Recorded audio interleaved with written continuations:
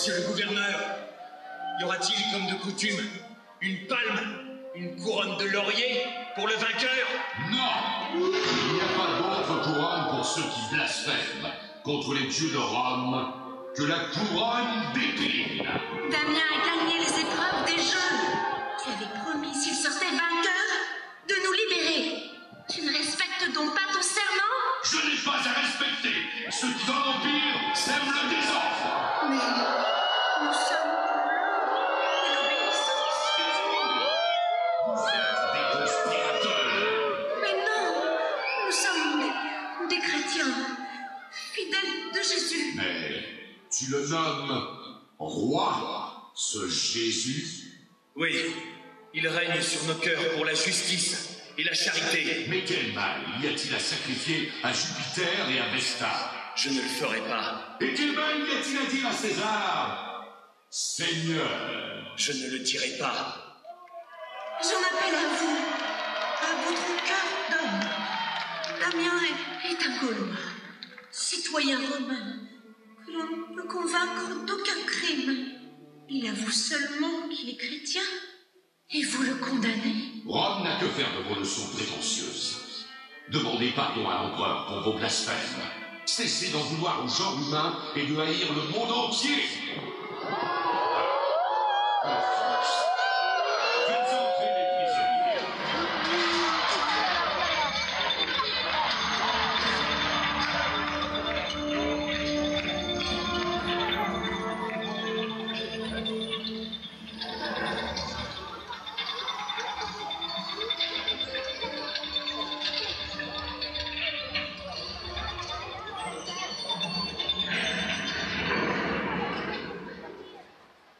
Nous ne haïssons personne, ni l'empereur, ni le genre humain. C'est le monde qui nous est, votre monde.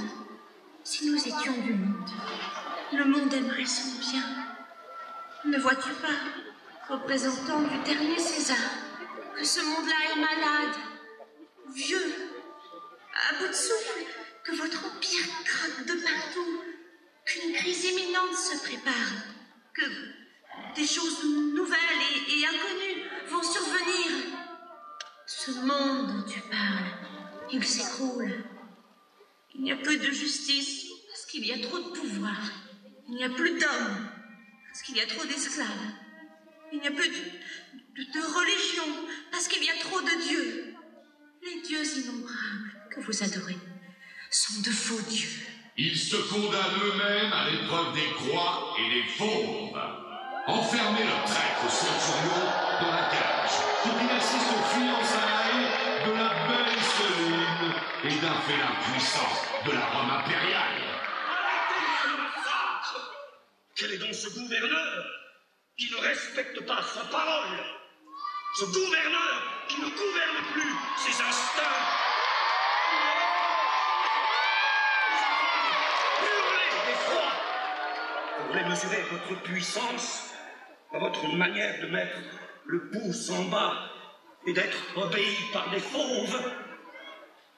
J'ai déjà vu, moi, dans ma vie, une fois, ce spectacle au Colisée, à Rome.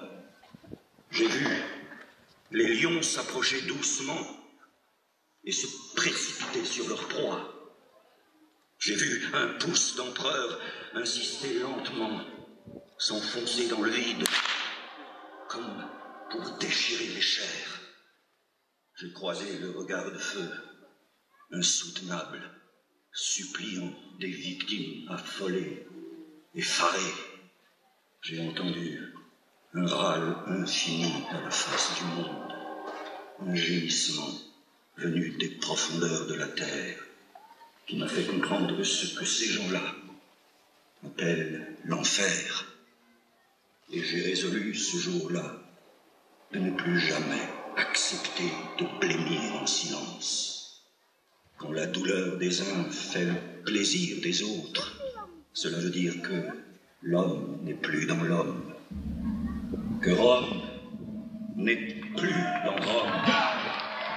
Arrêtez immédiatement ce traître! On le jette dans l'arène avec les autres! Faites entrer les pauvres!